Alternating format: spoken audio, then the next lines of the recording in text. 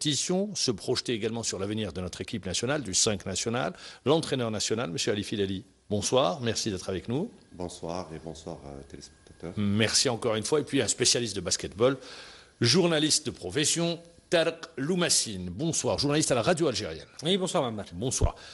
Monsieur Filali, 6e à l'Afro-Basket qui s'est déroulé en Tunisie. Le titre a été remporté par le Nigeria. La Tunisie termine à la 3e place. Est-ce que vous dites, c'est un résultat mitigé, ou vous dites non, on a gagné 6 places, c'est bien, on est à notre place? D'abord, bonjour. Et pour ce qui est des résultats, je pense que c'est des résultats satisfaisants. Surtout, ce qu'on s'est fixé comme objectif d'atteindre les 8e de finale. Et chose faite, donc, on pensait beaucoup plus à la 8e place, sachant pertinemment qu'on aurait pris une équipe quand même qui était décimée, pratiquement après une année et demie d'inactivité. Et c'est vrai qu'il fallait prendre le risque, et je crois que c'était un peu difficile de faire ce choix, mais on l'a fait, et je pense que c'est pour l'équipe nationale parce qu'on avait quelque chose. Donc vous dites résultat satisfaisant. Après un an et demi d'inactivité, je parle de l'équipe nationale. Vous gagnez contre le Zimbabwe, vous perdez les 2 matchs suivants, vous battez le Cameroun, si mes souvenirs sont bons, et vous tombez contre la Côte d'Ivoire. Contre le Sénégal, pardon. Voilà le parcours de l'équipe nationale. Sur ce parcours-là, est-ce qu'il n'y a pas un match sur lequel vous avez des regrets? C'est vrai qu'on a des regrets, surtout sur la gestion de nos matchs, sur la gestion de nos balles. Il y a un problème qui revient à chaque fois, c'est que le nombre de pertes de balles incalculable à ce niveau-là, ça se paye cash. Ça ne pardonne pas. Et c'est clair qu'on a relevé qu'à chaque match, on perdait plus de 20 balles, voire 25 balles dans certains matchs. Et là, les équipes en profitent davantage. C'était un peu... sur le plan mental, ça a été quand même difficile de reprendre ça. À la veille d'une compétition, on joue potentiellement le Cameroun qui jouait beaucoup plus le podium. On a été surpris par notre défense, que l'option défensive de la zone lui a créé beaucoup de difficultés. Et à partir de là, que l'équipe elle a bien commencé. C'est votre match référence? Oui, pour moi, c'est le match référence. Avant de céder la parole à Tarek Loumassine, juste un mot. Est-ce que le problème des morphotypes est réglé en Algérie, pour le basketball algérien? Je ne pense pas que c'est le problème des morphotypes. Il y a quand même on a des joueurs de 13, de... Le problème-là est réglé. Le problème est réglé. Le problème, c'est au niveau du boulot, au niveau du travail, au niveau des clubs. Et nos jeunes, c'est vrai que n'ont pas les conditions idoines pour travailler convenablement. Tarek Loumassine. Alors, on l'a vu, M. Filali, si on fait un résumé, une 6e place, c'est un bon classement puisque, n'oublions pas, nous avions été éliminés lors des éliminatoires de cet Afro-Basket par le Maroc. Nous avons été repêchés avec une wild card. Il y a eu le stage de préparation qui s'est déroulé en Europe. On devait avoir 3 matchs amicaux. Au final, on n'en a eu que 2. Ce n'était peut-être pas suffisant pour préparer l'équipe. Et puis, il y a eu cette arrivée dans l'Afro-Basket. Il y a eu également l'incident avec un joueur sahraoui qui a quitté le groupe. Est-ce que vous pensez que le groupe était dans de bonnes dispositions pour pouvoir faire quelque chose, essayer peut-être même de gagner une place encore supplémentaire? La dernière défaite face à l'Égypte, était une défaite amère puisqu'on s'est fait rattraper juste à l'entame du 4e quart-temps. Justement, cette défaite, c'est vrai que par moment, les joueurs, il y a eu une satisfaction déjà d'atteindre donc il y a eu quand même un relâchement malgré les remarques qu'on a faites la veille du match, à quelques heures du match. Les joueurs se disaient c'est bon, on a atteint l'objectif. On n'a pas encore terminé. Il faut aller. Certains joueurs se posaient la question pourquoi on jouait les matchs de classement, mais c'était clair que déjà au niveau de la mobilisation, on n'avait pas cette équipe qui était mobilisée la veille de. Mais par contre, sur les matchs, je pense que l'équipe pouvait faire mieux, surtout en termes de prestations, j'allais dire, parce que... De contenu? De contenu, oui. J'allais dire que contre certaines équipes, quand même, qu'on a joué le Sénégal, qui renferme d'énormes potentialités en termes de joueurs, tels que le pivot, tels que le meneur aussi. Donc, on a joué devant des équipes il n'y a pas photo. Donc, des joueurs qui s'entraînaient 6 heures par jour, des joueurs qui s'entraînaient pratiquement une heure et demie. Le départ de Sahraoui, parce que vous n'avez pas répondu à la question. Le départ de Sahraoui. Un joueur qui, en pleine compétition, vous quitte. Ça a été un peu très perturbant au niveau du collectif. C'est vrai qu'il s'est approché de moi pour me demander le pourquoi de son statut en tant que remplaçant. Il y a des choix chez le staff. Je pense qu'on a fait le choix sur Mounir et que Mounir a apporté ses fruits sur certains matchs. Et puis, c'est un meneur-shooter il arrive à chaque fois de débloquer la situation. Et puis, il y a un choix qui a été fait par le staff. Alors, donc, vous le dites, il y a un choix qui a été fait. Un joueur qui part en pleine compétition. En d'autres termes, c'est fini l'équipe nationale.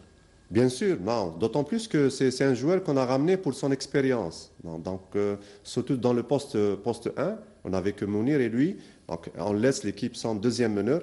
Et parfois, on était obligé d'investir davantage sur Mounir, alors qu'un autre meneur de métier comme Sahraoui pouvait apporter beaucoup plus parce que c'est un joueur qui perd moins de ballons. Donc, il vous a lâché en pleine compétition. Oui, en quelque sorte. Est-ce qu'il y a des joueurs qui ont refusé la sélection? Il y a beaucoup de joueurs qui refusent de porter le maillot national. Pas refuser, mais d'une manière, j'allais dire, calculée ou créer des motivations, des excuses qui ne tiennent pas la route, genre mon père est malade, ma famille, je dois faire mariage de ma soeur et tout ça. Donc c'est un peu... j'avais des problèmes justement de réunir l'effectif et par moment, je me suis dit qu'il faut compter sur les gens qui sont là et c'est ce qu'on a fait, malgré qu'on a pris des joueurs que réellement, potentiellement, n'apportent pas beaucoup à les joueurs je vous pose la question, les joueurs qui ont refusé de rejoindre l'équipe nationale avec des prétextes complètement fallacieux, un joueur qui quitte l'équipe nationale, est-ce que c'est des joueurs qui, c'est fini, vous mettez une croix dessus en disant ils ne seront plus jamais appelés en équipe nationale ou vous laissez encore la porte ouverte? Enfin, c'est des jeunes, déjà qu'au niveau de la concurrence, je pense qu'ils n'ont pas accepté cette concurrence. Ils pensent déjà au départ qu'ils ne seront pas retenus. Ça, c'est un... Oui, c'est ça le sport co. Justement. Malheureusement, c'est un état d'esprit qui oui, alors justement, pour montrer, pour donner, pour prendre justement pour les générations futures, est-ce que vous dites, vous, le sélectionneur national, l'entraîneur national, c'est tranché, ça sera comme ça et pas autrement, ou vous dites... Non, on laisse la porte ouverte. Non, c'est clair, quelqu'un qui n'est pas prêt pour porter les couleurs nationales, ça c'est clair, il ne faut pas y compter, il faut tourner la page et juste d'où la nécessité de mettre justement l'équipe B pour pouvoir mettre une réserve là derrière qui pourra apporter un plus au moment opportun. On l'a vu lors de l'Afro-Basket, un joueur dans l'équipe nationale est sorti du lot, c'est Mohamed Harat qui évolue dans le championnat marocain. 16 points par match, 7 rebonds de moyenne. C'était lui qui a porté essentiellement l'équipe lors des 3 victoires. Sur les 4 défaites, on ne l'a pas beaucoup vu et il n'y a pas eu de joueur capable de prendre la relève. Est-ce que c'est un problème quand on arrive, on n'a pas de joueur qui soit capable justement de combler ce vide? Sur ce volet-là, je pense que Harat a eu quand même le rendement qu'il faut et quand même c'est quelqu'un qui a de l'expérience, qui évolue dans un championnat qui est quand même assez relevé. Et il ne faut pas oublier que Mehdi Chariat aussi a apporté quand même par moment et ça a été régulier sur 12 points moyenne par match. Je pense que ce deux-là, justement le poste 4, a apporté sur le plan contribution en termes de score une grande contribution par rapport à nos pivots qui quand même on attendait beaucoup plus d'eux, surtout que potentiellement sur le plan gabarit ils sont quand même assez grands pour apporter un plus à l'équipe nationale. On l'a vu sur le match face au Sénégal qu'il y a un joueur qui évolue dans le championnat américain, en NBA, nos intérieurs n'ont pas tenu le coup. Vous avez été obligé de jouer avec des joueurs plus petite taille, avoir un rythme plus rapide pour essayer de gêner cette équipe sénégalaise et ça n'a pas été le cas, ça n'a pas marché. Ça n'a pas marché parce que c'est vrai que notre point fort, c'était justement les consignes de jouer rapidement avant que l'équipe sénégalaise se mette en place. Parce qu'en termes de rebond, on a été dominé, je pense qu'il n'y a pas photo. Et en plus, au niveau de l'adresse, ça n'a pas, je pense qu'au niveau de l'adresse, on a eu quelque chose comme sur les 3 points. C'est la meilleure moyenne qu'on a eue, 7 sur 24. Par contre, sur l'activité à mi-distance, c'est une mauvaise habitude qu'on a pris. D'ailleurs, j'ai fait la remarque pendant le tournoi qu'il faut prendre aussi les paniers à 2 points parce qu'on a tendance, même à l'entraînement, de prendre beaucoup plus, de s'entraîner beaucoup plus sur les 3 points, et ce n'est pas le cas. Quand on voit les équipes, pratiquement, ils sont à droite, à mi-distance, c'est beaucoup plus ces 2 points, plus 2 points, et c'est dans le compte final, on sent que quand même une équipe qui a été présente sur ce compartiment. Allez-y, question. Il y a aussi ce point noir, la défense. Quand on regarde les statistiques, l'équipe nationale est à 4 interceptions par match, parmi les derniers de l'Afrobasket. Également, en termes des rebonds offensifs, on n'est pas présent, même si en défense, on assure. La défense n'a pas marché, on l'a vu sur pratiquement tous les matchs, à l'exception de celui du Cameroun. On a eu des passages à vide sur plusieurs quarts-temps. C'est vrai que sur le plan de défense, c'est le problème du basket algérien. C'est vrai que nos jeunes ne prennent pas, parce qu'il faut prendre du plaisir à défendre aussi. Comme on prend du plaisir à prendre la balle et aller au panier, il faut inverser les rôles et faire la même chose. Ce n'est pas le cas parce que c'est une habitude qui est quand même installée. Et que, dans le championnat ? Dans le championnat, je pense qu'il y a cette facilité de pouvoir laisser réceptionner la passe facilement, et ce n'est pas le cas quand on est devant une défense qui est très agressive et présente. D'où les pertes de balles. On peut être agressif en défense et aussi on peut l'être aussi en attaque. Ali Filali, je rappelle que l'équipe nationale est rentrée hier de Tunisie, et donc c'est votre première déclaration avec le recul nécessaire. Aujourd'hui, Ali Filali, notre meilleur résultat, c'était au championnat d'Afrique en Algérie, qui nous a permis une qualification à un mondial. Au Maroc, je pense. C'était au Maroc, d'accord. Au Maroc. Au Maroc. Aujourd'hui, on fait 6e. Ali Filali, qu'est-ce qui nous manque, ou qu'est-ce qui manque à cette discipline pour passer à un palier supérieur? Qu'est-ce qui lui manque aujourd'hui? Vous, le technicien, sélectionneur, technicien, vous vivez, vous respirez basket. Je pense qu'en premier lieu, c'est l'infrastructure nécessaire pour les clubs. Parce que sans les clubs, nous, on ne fait que... D'accord. Vous dites qu'il n'y a pas d'infrastructure nécessaire pour un volume d'entraînement adéquat. Voilà, c'est ça. Parce que on reste toujours sur la séance d'1h30, ce n'est pas suffisant. Je pense qu'il faut revoir de ce côté-là. Il y a aussi la présence des salles de musculation dans les salles, chose qui n'existe pas. Et sur le basket, c'est beaucoup plus le contact, la force. Et on a besoin aussi de se renforcer en permanence. Et quand le lieu est équipé, je pense que les jeunes ne vont pas hésiter d'aller faire de la musculation. On l'a vu avec l'équipe nationale en termes de stage de préparation ici à Alger. Différentes salles, Harsha, la salle Omnisport de Hidera, avec des créneaux limités. Je crois qu'on vous a même sorti de la salle Harsha pour une autre compétition. Oui, mais c'est des choses qu'on rencontre tout le temps. D'où la nécessité des fois de se faire beaucoup plus sur le relationnel pour essayer de trouver des créneaux. En plus... on parle de l'équipe nationale. On est en train de parler de l'équipe nationale d'Algérie. On n'est pas en train de parler d'un petit club. Oui, je parle de l'équipe nationale. D'où le choix parfois si on veut partir à l'étranger, parce que quand on est là, on vous donne les clés de la salle et on vous dit on vous donne les clés de la salle.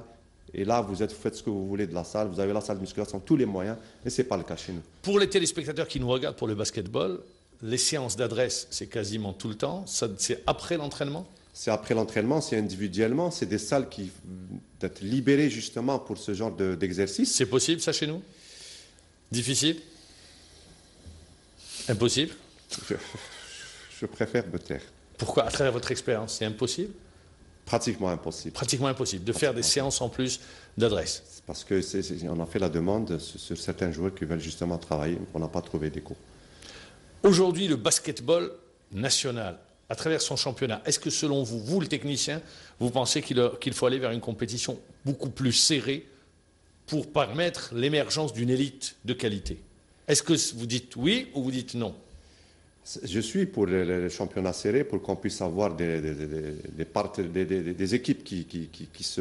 Cette année, bon, du moins que l'année précédente, il y a eu quand même 4 ou 5 équipes par rapport aux années précédentes. C'est vrai. Ça donne quand même à réfléchir, et puis les gens travaillent plus parce que là, il y a l'engouement pour ces résultats, et je pense que ça ne fait que du bien, ça fera que du bien pour notre discipline. C'est une discussion qui est à l'étude ou bien non, c'est pas du tout dans les...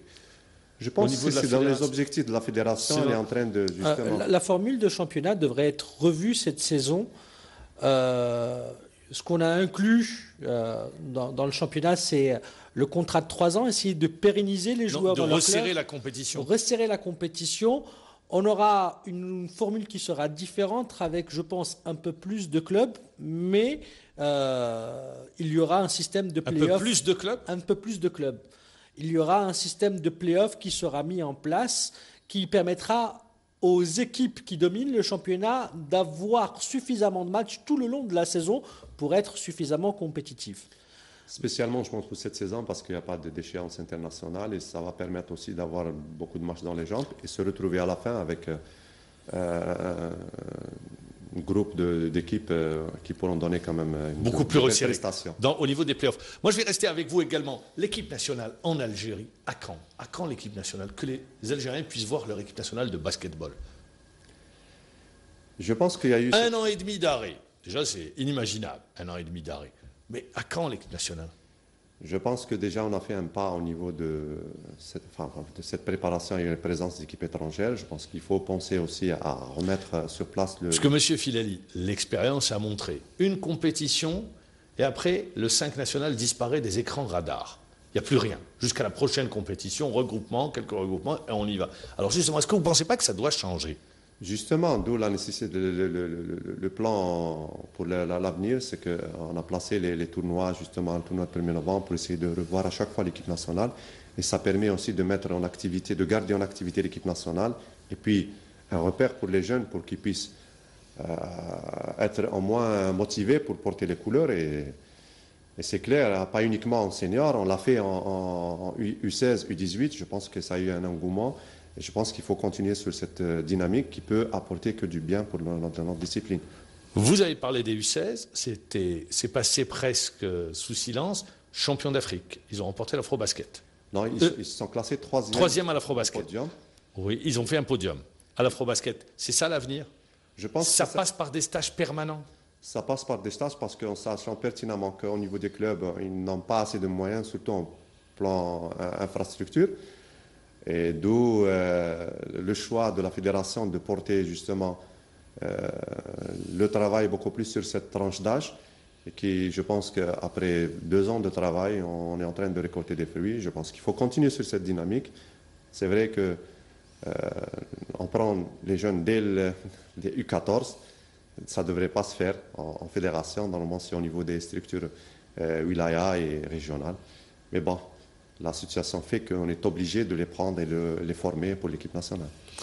Concernant l'équipe nationale B, qui a participé à une Coupe arabe, qui a obtenu un bon résultat, elle a été finaliste, est-ce que pour vous, ce n'aurait pas été plus intéressant de voir cette équipe B évoluer, partir par exemple aux Jeux africains? On sait qu'aux Jeux africains, nous n'aurons pas d'équipe de basket qui sera présente. Justement, c'est vrai qu'on ne pouvait pas participer en tant qu'équipe A sur 2 compétitions de haut niveau. On sort d'une compétition. Donc, et les B, pourquoi est-ce qu'ils ne sont pas partis? Je pense que c'est parce qu'on avait demandé d'être sur le podium et ce n'est pas le cas pour une équipe qui vient d'être mise sur pied. Je pense Est-ce que vous pensez que c'est la bonne stratégie d'obliger comme ça les fédérations? Soit c'est le podium, soit on n'y va pas. Est-ce que vous ne pensez pas que ces jeunes-là, l'équipe B, a besoin de compétition? Ils ont besoin d'être confrontés à d'autres nations africaines. Au contact du basket africain, c'est à cet âge-là qu'on leur permet justement de préparer. Parce que même pas, c'est au niveau des U16, U18, il faut participer à toutes les compétitions africaines pour qu'on puisse être en contact avec ce basket qui est basket de présence, de force.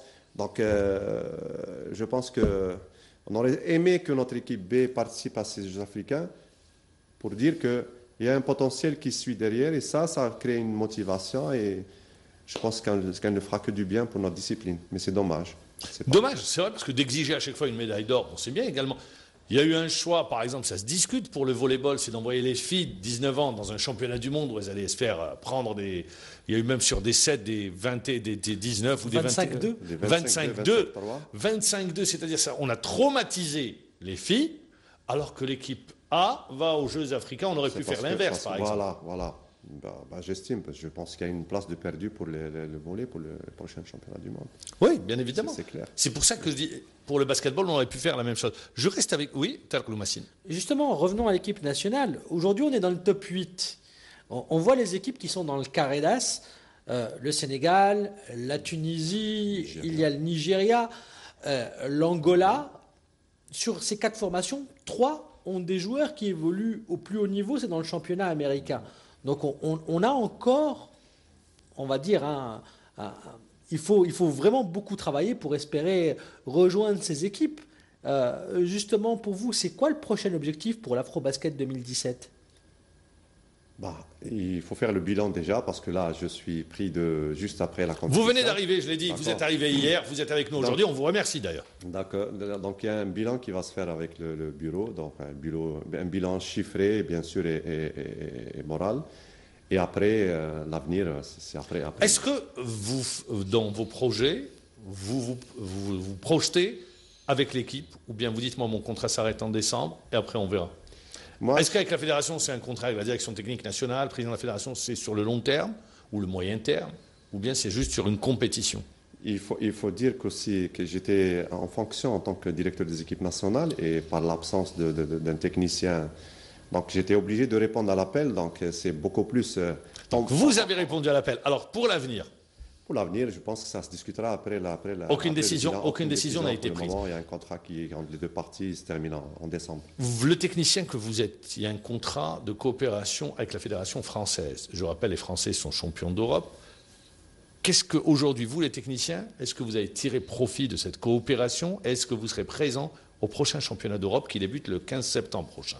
Je ne pense pas pour je pense qu'on n'a rien prévu pour cet événement. C'est vrai que dans la convention, il y a eu quand même 2 stages de haut niveau pour les entraîneurs de la Super Division et pour les arbitres. On attend pour la suite. Je pense que la Fédération française s'occupe en ce moment de l'organisation. Non, c'est pour ça que je vous pose. Est-ce que vous allez voir, parce qu'il est toujours bon pour les techniciens d'avoir un regard sur ce qui se fait de mieux au monde. Bien sûr, non, mais parce que c'est une référence, la France, quand même, surtout avec l'INSEP. Ce qui nous intéresse, c'est beaucoup plus la façon de gérer les centres de fédération, les équipes fédérales et puis le centre fédéral, pour voir comment que ça c'est ça l'avenir. Je pense que je vais revenir sur le centre, et c'est ce qui manque à la fédération. Je pense qu'il y a eu récemment une décision d'octroyer la salle de Guy Constantine. Je pense qu'il faut aller justement dans cette optique. Vers un centre fédéral. Un centre fédéral qui pourra toujours donner du bien, et cette disponibilité de la salle, qu'il faut aussi aménager un lieu pour que les jeunes soient dans de meilleures conditions. J'espère que votre appel sera entendu. Merci, Monsieur Filali Ali, je rappelle, entraîneur de l'équipe nationale de basketball, 6e au dernier championnat de l'Afro-Basket qui s'est déroulé en Tunisie. On a gagné 6 places, puisqu'en 2013, on était 12e. Merci, on vous souhaite bon vent avec l'équipe nationale et à la discipline. C'est moi. Merci Tarek Loumassine, également je rappelle, journaliste à la radio algérienne. Merci de nous avoir suivis. Demain, on parlera, bien évidemment, on va se projeter. Ça sera du football sur ce match, les Autos Algérie. Merci, au revoir, bonne soirée.